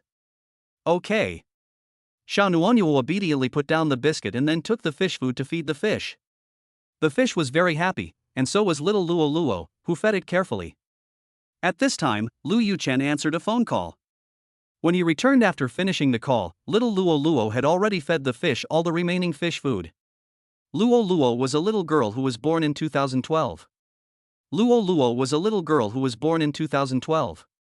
There were no toys in the office, so Lu Yuchen handed her a pen from his desk and also gave her a blank notebook. You can draw pictures here or write. Daddy will be done in a little while. Little Nuo nodded. Lu Yuchen arranged things for little Nuo before he went to turn on the computer and get to work. Little Nuo took the pen and scribbled all over the notebook, but it was really boring, and none of it was fun. When Lu Yuchen finished working and looked up, little Nuo was curled up on the sofa and had fallen asleep. The little person was flushed. Lu Yuchen's neck was a little sore, but seeing little Nuo made him feel less tired. He got up and took a blanket to cover her. At that moment, Xin Nian pushed open the door. President Lu, I bought a lot of toys. Should I just bring them in? Xin Nian's voice was neither loud nor small. When he saw little Nuo asleep on the sofa, he instinctively covered his mouth. Mr. Lu's face is very dark. Xin Nian didn't dare make a sound, his hand on the doorknob, not daring to close the door. Leave it outside for now, and move it in when Nuor wakes up. Lu Yuchen's voice was very soft. Yes. Xin Nian closed the door very quietly and went out. Before Xin Nian could catch his breath, he saw Mr. Tang walking towards him. Xin Nian walked up to him and said with a smile, Mr. Tang. The person called Mr. Tang is named Tang Ming, the father of Tang Yuyu, and the second largest shareholder in the company. However, Tang Ming only has dividend rights and has no management rights in the company. Even so, Tang Ming always likes to give instructions to Mr. Lu's work on weekdays, simply because the Tang family once saved Mr. Lu's life. Where is Mr. Lu? Tang Ming looked very angry. Xin Nian saw that Tang Ming was about to go directly to Mr. Lu's office and stopped him. General Lu is busy at the moment and I'm afraid it's not convenient to see you. Not convenient? Tang Ming gave a mocking smile. Was it inconvenient or did he not want to? After saying that, Tang Ming did not wait for Xin Nian to react and pushed him aside, pushed open the door, and did not hide his anger. General Lu. Hearing the voice, Lu Yuchen looked up and his face was gloomy and unpleasant. Just now, Xiao Nunu had not slept well and would be completely awakened by the noise. Daddy! Xiao Nunu's eyes opened and closed, and the little baby, who hadn't slept enough, wanted to cry a little. Lu Yuchen was about to lose his temper when he heard Xiao Nunu call him. He suppressed his anger and crouched down next to her, whispering, Nunu, Daddy is here. Tang Ming was ignored by Lu Yuchen, and his mood was at an all-time low. When he saw the little girl lying on the sofa, the fire in his heart completely overwhelmed him. He had heard before that his people had been fired by Lu Yuchen because of a child, and that child had apparently called Lu Yuchen dad. But the impact of hearing about it and seeing it for yourself was still different. Tang Ming really didn't expect someone like Lu Yuchen to actually hide a baby in the office. Of course, that wasn't the point. The point was that Lu Yuchen had fired his people, and Tang Ming couldn't hold his temper. Mr. Lu, who is this baby? Tang Ming's mouth curled in sarcasm. Lu Yuchen ignored Tang Ming and gently picked up Xiao Nuonyuo. Xin Nian came in and looked ashamed as he bowed his head. President Lu, I didn't stop President Tang. President Lu was already in a bad mood because of that female employee, and Tang Ming barged in at this time, so I'm afraid things won't be resolved so easily today. Lu Yuchen said, only after seeing that Xiao Nuonyuo in his arms was not making a fuss, this is my daughter. Lu Yuchen said this in response to Tang Ming's question. Tang Ming let out a cold snort. Lu Zong fired my people just because of a little girl. Shouldn't Lu Zong give me an explanation? Tang Ming felt that this girl was probably Lu Yuchen's adopted daughter. The Lu family didn't lack male descendants, and Lu Yuchen wouldn't go against him over an adopted daughter. Explain what? Lu Yuchen found this funny. Why would he need to explain to Tang Ming what he did? Tang Ming did smile. It is not easy to train a middle or senior management staff in a company. If President Lu fires a senior manager casually, it will not only cause the company to lose a talent, but also discourage other employees. I know that President Lu has a million things to deal with every day, and there are many things that he may want to do but is unable to. If President Lu feels that it is too much, I can share the burden with you. The little girl in Lu Yuchen's arms moved a little. He coaxed her a little before speaking. Is President Tang questioning my decision? Tang Ming felt a chill down his back when he was looked at by Lu Yuchen. A young man in his early 20s who can step up in a critical moment for the company and has the ability to grow the company is a person with such boldness and courage that Tang Ming is ashamed to compare himself to him. Lu Yuchen's aura cannot be underestimated. Tang Ming's momentum has obviously weakened a lot. President Tang, do I still need to remind you of your status? You are the beneficiary of the company's dividends, not the manager. Lu Yuchen's mouth corners curled up with a smile. This smile made Tang Ming shudder. Chapter 27. If daddy isn't angry, then baby won't cry. The little baby in his arms rubbed against Lu Yuchen's neck, her sleepy voice cute and adorable. Daddy, I want some water. Lu Yuchen's voice was gentle, completely different from the coldness he had shown Tang Ming. Okay, daddy will pour it for you. Tang Ming looked at Lu Yuchen's actions in puzzlement. Who exactly was this little girl that could make Lu Yuchen so doting? After drinking the water, Xiao Nuonyuo rubbed her eyes and saw Tang Ming in front of her with a beard. Seeing that Tang Ming should be about the same age as her grandfather, Xiao Nuonyuo thought for a moment and said, Grandpa. Xiao Nuonyuo revealed a smile that was innocent and pure, with cute, plump cheeks and even her hair strands exuding a sense of mischief. This little girl's smile was so magical. Her eyes were clear and transparent, and her smile was bright. Tang Ming felt his irritable mood ease up. Daddy, who is this grandpa? Xiao Nunu asked, looking at Lu Yuchen. Mommy said that if you see someone older, you call them grandpa or grandma if they are about the same age as you call them uncle or aunt if they are older than you call them brother or sister. This is a matter of politeness. You can't lose your manners in front of other people. He is daddy's partner. Lu Yuchen answered. This remark gave Tang Ming enough face. Although Tang Ming was angry, he would not lose his composure in front of a little girl. The other person was a child, and he was calling him grandpa, so he couldn't keep a stern face. However, if he was to say something nice to Lu Yuchen, Tang Ming still couldn't say it. He also had to save face, but the words he spoke were much more pleasing to the ear. Summing it up in one sentence, Tang Ming was very angry and wanted Lu Yuchen to give an explanation. As for what kind of explanation Tang Ming wants, Lu Yuchen naturally understands in his heart. President Lu still has time to take care of the children, so I guess he's not busy today. I don't have anything to do either, so I'll just wait here for President Lu's answer. Tang Ming simply sat on the sofa, planning to stay there until he got a definite answer from Lu Yuchen. Seeing Tang Ming sitting on the sofa with a pen, Xiao Nuonyuo, who was a little anxious, got down from Lu Yuchen's arms and ran over to Tang Ming. Pointing under Tang Ming's butt, she said, Grandpa, you're sitting on my pen. Tang Ming was angry and wanted to scold someone when he heard Xiao Nuonyuo's words. But before Tang Ming could react, Xiao Nuonyuo already went up and took Tang Ming's hand. Grandpa, please move aside. Tang Ming was pulled to his feet by Xiao Nuer, who didn't have much strength, but Tang Ming cooperated. Tang Ming moved aside and sure enough, he saw a pen on the sofa. Xiao Nuer picked up the pen from the sofa and said with a smile, luckily it didn't break. Grandpa, can you draw rabbits? Xiao Nuer asked, tilting her head as she looked at Tang Ming. Tang Ming was baffled by the question. My grandfather can draw it, or I can teach you. Xiao Nuer didn't understand what Tang Ming meant by his face falling, so he continued nonchalantly, or, let's draw a tiger. Daddy, why don't you teach me to draw a watch? Seeing that Tang Ming was not saying anything, Xiao Nuo simply looked at Lu Yuchen. What was Tang Ming thinking at this moment? Did Lu Yuchen just want to use this child's nonsense to get rid of him? Lu Yuchen is not easy to deal with, and Tang Ming has always known this. But now he is even trying to fool him with a child, so Tang Ming doesn't lose his temper seems to show that he is not a person of weight. Tang Ming thought about this, and suddenly stood up from the sofa. Lu Yuchen, what do you really mean? Xiao Nuonyuo was so scared that she dropped the pen in her hand and cried out in alarm. Daddy, Daddy. Qin Yan saw this and quickly came over to hold Tang Ming back. Lu Yuchen, however, gave Tang Ming no face at all. Call security. These were the words Lu Yuchen told Qin Yan. Tang Ming couldn't understand the situation and was very emotional. Lu Yuchen was afraid of scaring Xiao Nuanyuo, so he hugged her and left directly. Qin Yan tried to stop Tang Ming. Lu Yuchen never expected that bringing Xiao Nuanyuo to the company would cause such a scene. He felt remorseful in his heart. It seems that this thorn in the Tang family must be removed. Lu Yuchen took little Nunu to the parking lot in the president's exclusive elevator, but little Nunu comforted him instead. Daddy, don't be angry. Little Nunu still had tears in her eyes, but she comforted Lu Yuchen instead. How could he feel better?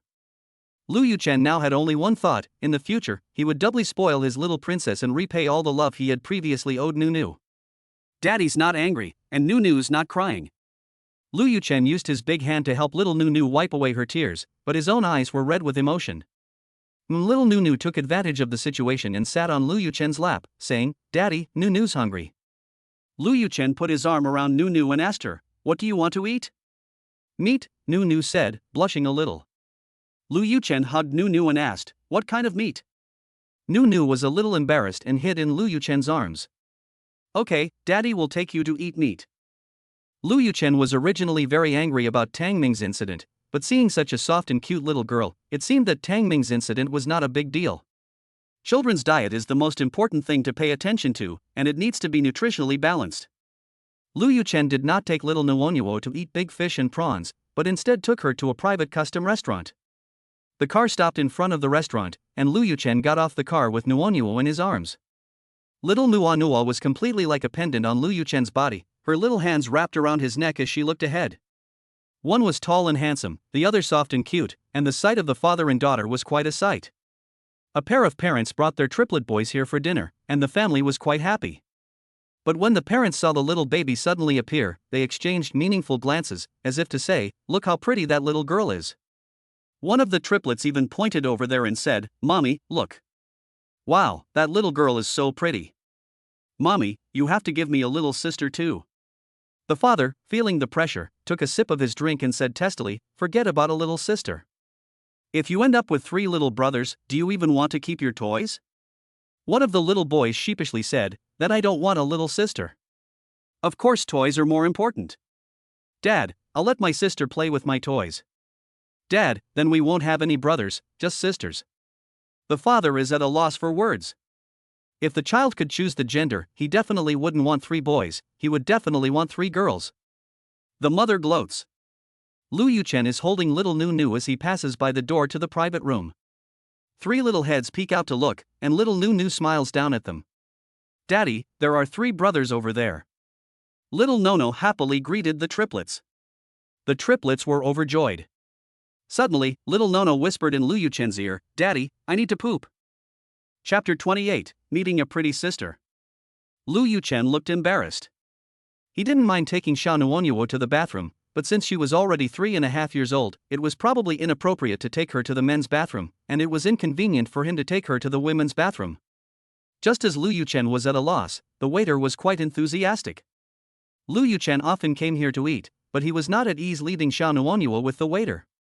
Luckily, at this time, Lu Yuchen met an acquaintance. Si Yuning, Si Yuchen's sister. The Lu and Si families are old friends, and Lu Yuchen also likes Si Yuning very much.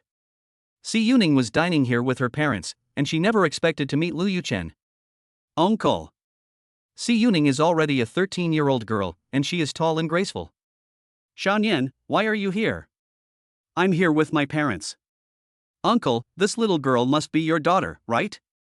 Si Yuanian noticed Xiao Nuanua right away. The little girl was really cute. "Yes, she's my daughter, Nuanua."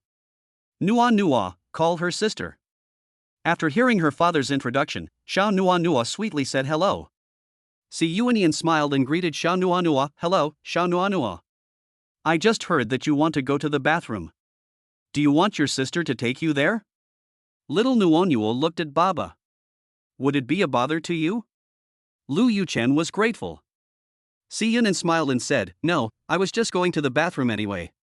"Then I'll trouble you." "You're too kind, sir." Si Yunan held out her hand to lead little Nuonyuo, "Nuonyuo, let's go." Little Nuonua was a little hesitant at first, but soon she let go of Lu Yuchen's hand and took Si Yunan's.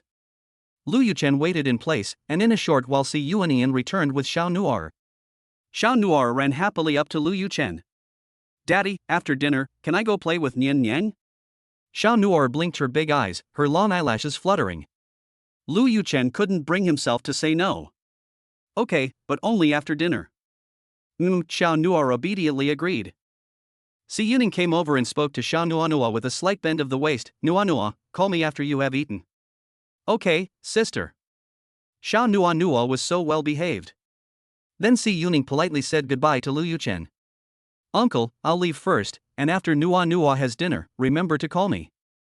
Okay. Lu Yuchen couldn't help but smile as he watched Si Yuning's back as he left.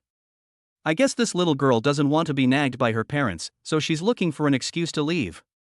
After Si Yuning left, Xiao Nunu stretched out her hands and said with justification, Daddy, I want a hug.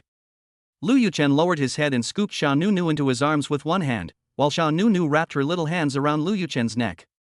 Xiao Nunu ate very quickly during the meal, and didn't cause Lu Yuchen any trouble at all. People like to show their true selves in the presence of those close to them. When Xiao Nunu is in front of Jianwei, she always leans towards him from time to time, even when eating. But she never does this with Lu Yuchen. But today, after dinner, Xiao Nunu suddenly leaned over, her small body burrowing into Lu Yuchen's arms, then stood in front of him, looking up at him with her head tilted. Dad, what's this? Xiao Nunu asked, pointing at Lu Yuchen's chin. Lu Yuchen ran his hand along his chin. There wasn't much there, but the stubble was a little prickly. Although he dealt with it every morning, the sensation on his hand was still a little prickly. Children's skin was very tender, and Lu Yuchen was afraid that Xiao Nunu would be poked by his stubble. His large hand grasped Xiao Nunu's hand, which was fiddling with his chin. Stubble. Lu Yuchen explained, this is a little prickly, so don't touch it. Little Nono blinked curiously and asked, why doesn't mommy have any? Little Nono touched her chin, and it didn't prickle at all. Neither do I. Unshaved chin is only for men, not for girls. Little Nono seemed to understand but didn't dwell on the issue. She quickly changed the subject. Daddy, I miss mommy. Little Nono leaned softly against Lu Yuchen's chest, looking unhappy. Lu Yuchen felt sorry for her and simply picked up Xiao Nua in his arms. Okay, Daddy will take you back to mommy. MMM. Xiao Nua smiled happily again. Lu Yuchen remembered Si Yunan's request and called Si Yunan when he was leaving. When they returned to the villa, it was Si Yunan who went back with them. The Si family villa was only about 100 meters away from the Qinshan villa, so Lu Yuchen dropped Si Yunan off at home before driving to the Qinshan villa. In the villa, Jianwei was applying for jobs online. She couldn't just sit around all day, she had to keep herself occupied. Her plan was to find a job first, and then send Xiao Nuonyuo to a childcare center. Jianwei had discovered she was pregnant right after graduation, and as she had never worked before, she felt useless. Her qualifications basically didn't meet the company's recruitment criteria. The company either required recent graduates or people with work experience. After looking at the job listings all morning, she had applied to 2 companies, but didn't know if she would get an interview invitation. Just as she was getting annoyed with the job search, Jianwei discovered that Lu Yuchen had returned with Jian Nuo. Her first reaction was to wonder if her little girl had gotten Lu Yuchen into trouble. When she saw her mother, little Nuo ran over with short little legs. Mommy! Nuo was beaming. She ran over, hugged her mother's thighs, pointed at her father, and said, Mommy, Daddy took me to eat something delicious, and he brought you something back. Jianwei picked up Jian Nuo in her arms and asked her, Has Nuo been a good girl today? Jian Nuo nodded, yes. Then she looked back at Lu Yuchen and said, Daddy said I was especially good. At that moment, Lu Yuchen had already walked up to Jianwei, his face full of a smile. Yes, Nuo was especially good, he said. Jian Nuo beamed at her mother, looking like she was inviting her to take credit for her good behavior. Mommy, does that mean I get a reward? Jianwei nodded, so what reward does Nano want? I want to eat candy. Jian Nuo has bad teeth, so Jianwei has always controlled what candy Nano eats. Okay. Nano happily gave her mother a kiss on the cheek and whispered, Mom is the best mom in the world. Jianwei was happy too. Lu Yuchen was touched by the heartwarming scene. What is happiness? Of course it's a happy family. Little Nunu got 2 candies. Jianwei was also very happy to eat the food that Lu Yuchen had brought back especially for her. Lu Yuchen didn't stay at home for long. After eating with Jianwei, he set off for the office again. He had spent the morning with little Nu, so a lot of work had piled up. Little Nu ate one candy and put the other one away. She wanted to save it for Lu Dingxian. At 3:30 p.m., the kindergarten child Lu Dingxian returned home. Seeing her brother return, Xiao Nu trotted over to greet him. "Brother." Xiao Nu held out her hand for a handshake. Lu Dingxian simply gave Xiao Nu a hug. "Brother, I saved you a candy." Chapter 29, Xiao Nu is so cute, she must be helping him. Xiao Nu took the candy in the palm of her hand and put it in Lu Dingxian's hand. It was a big white rabbit milk candy. This kind of candy is very sweet, and Lu Dingxian also likes it, but when he saw that Xiao Nu only had one candy, he still refused. "Brother doesn't eat, Nu eats." Xiao Nu whispered, "I've already eaten, and this one is something I specifically saved for my brother." "Then let's each eat half." "Okay." Xiao Nu smiled at Lu Dingxian. In the end, the two of them shared the candy. At 6 p.m., elementary school students Lu Dingcheng, Lu Dingyang, and Lu Dinghao all returned home. As soon as Lu Dingyang returned, he complained, "Si Yuchen is such a pervert, he can get full marks on the math Olympiad questions." Poor Lu Dingyang only got 40 points on the math Olympiad questions, and he didn't even pass the 100-point test. Lu Dingcheng, the eldest brother, unceremoniously teased, "What's it like to be rubbed on the ground by the academic god again?" Lu Dingyang threw the school bag in his hand out without good humor. Lu Dingcheng caught it without a mistake. Lu Dingyang saw Lu Dingxian in Xiao Nuonuo and ignored Lu Dingcheng's ridicule. He smiled at Xiao Nuonuo and asked, "Does Xiao Nuonuo want to go out and play?" Xiao Nuonuo wanted to nod, but she saw Lu Dingcheng shaking his head at her. So should she nod? Suddenly, Lu Dinghao spoke up, "Uncle and Auntie are already at the door." Lu Dingyang made an exaggerated face, quickly pulled Xiao Nuonuo over, and said, "Nuonuo, when Uncle and Auntie hit brother later, you have to protect me, okay?" Little Nuonuo was puzzled and asked curiously, "Why are Uncle and Aunt going to hit brother?" Lu Dingyang smiled embarrassedly and was about to speak when Lu Dingcheng took over, because he came last in the exam. Isn't coming last the best? Little Nuonuo hadn't started school yet and had no idea what exams were about, so she looked confused. Lu Dingcheng explained to her, "It's not great to come last, you have to come first." "I see, being first is awesome." Xiao Nuonuo turns to look at Lu Dingyang, "Brother, don't worry, I'll protect you." Nuonuo is also afraid of being beaten by her mother. Lu Dingyang is very satisfied. Lu Yuhua and Jing'an enter from the door.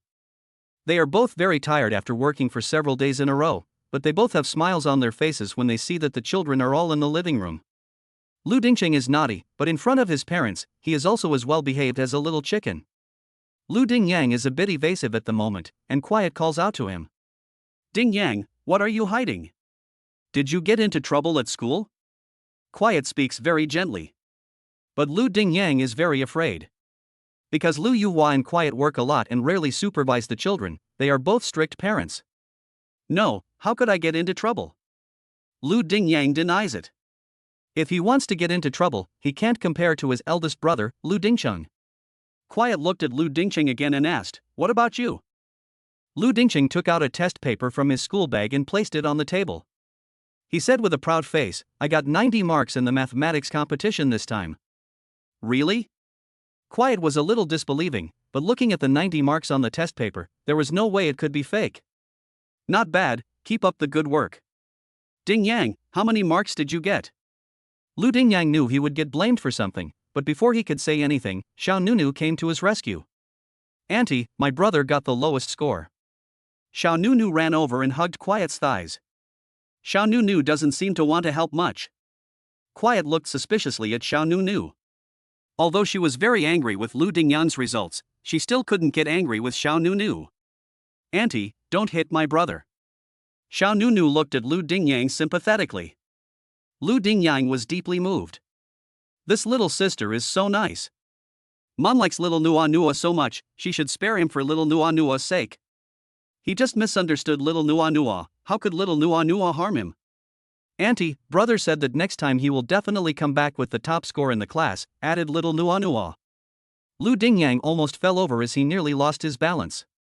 There is a genius in the class, Yuchen, who is ranked first in the positive numbers. He dares not even think about it. With his level, it would be difficult to get second to last. But since Xiao Nua is helping him so much, he can't let her down. Although Xiao Nua was speaking up for him, he still felt that something was wrong.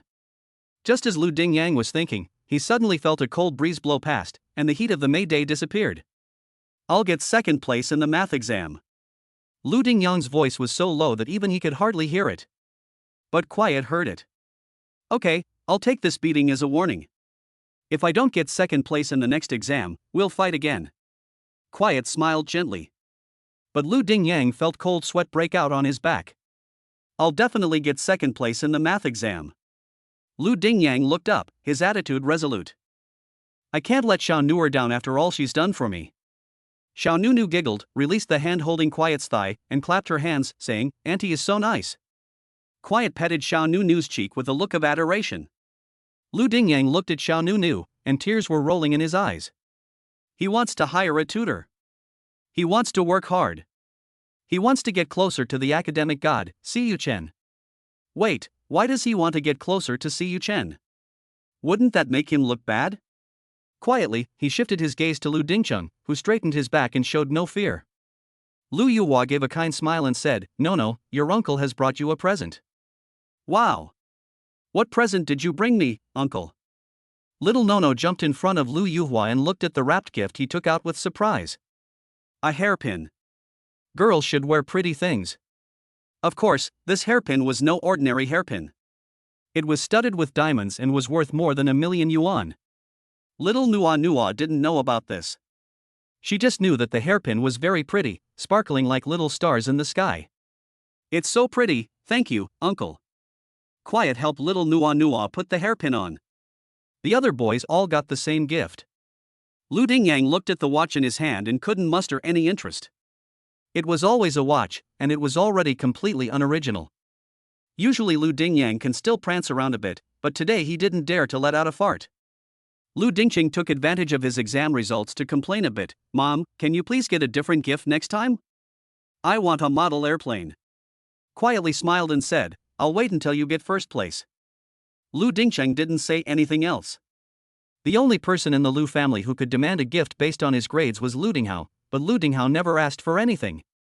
After dinner, Lu Dingyang went to Lu Dinghao, which was rare. Dinghao, I have a favor to ask. Lu Dingyang kept his tone low. Lu Dinghao nodded, if there's anything I can do to help, just say the word.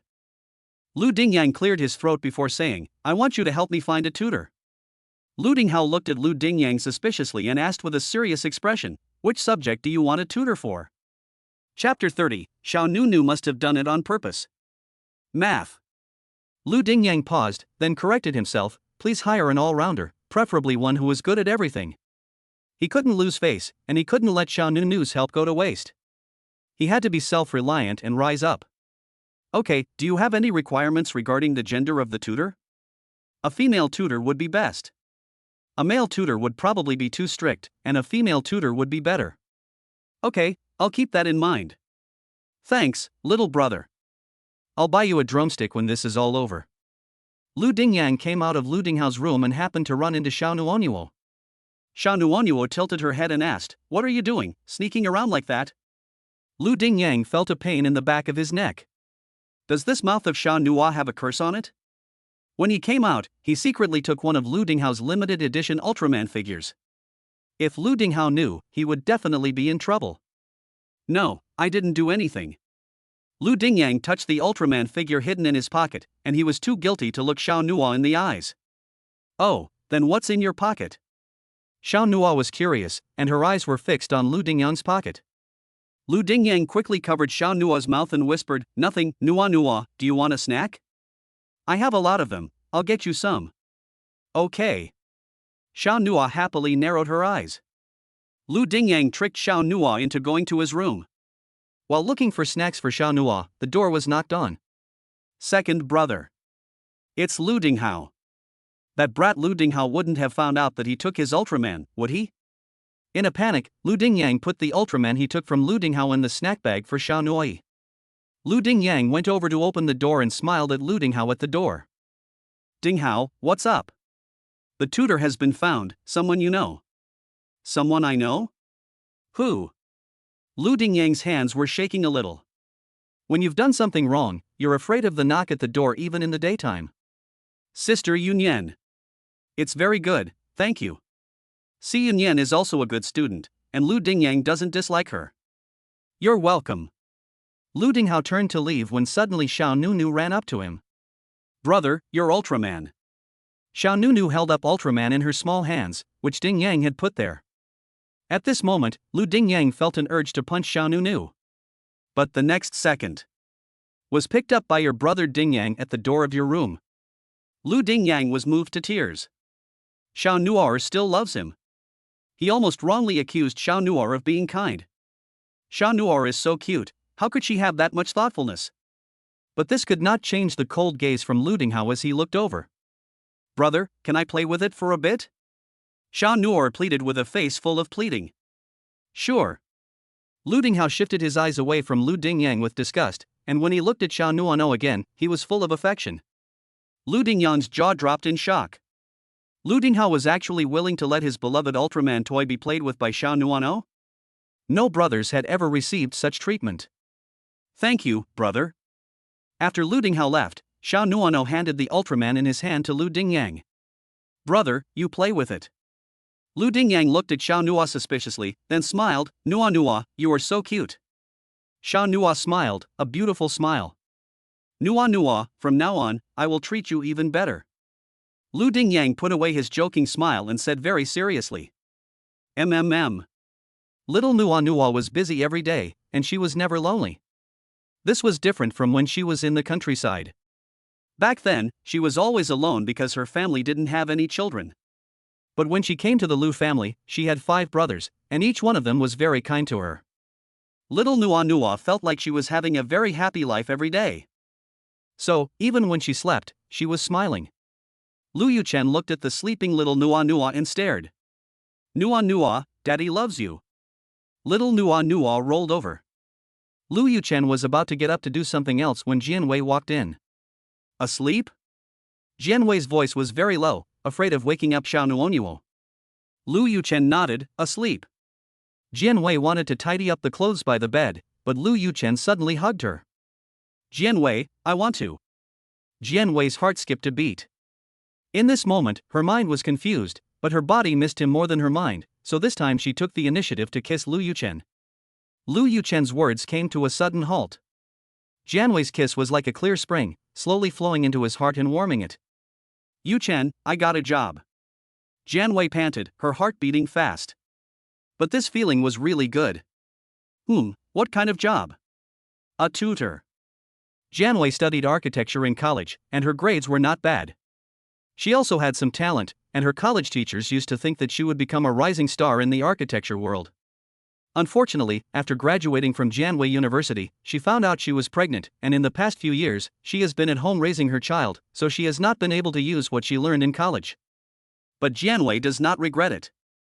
Jianya is a gift from God, and Jianwei does not feel that the years she spent with Jianya were a waste of time.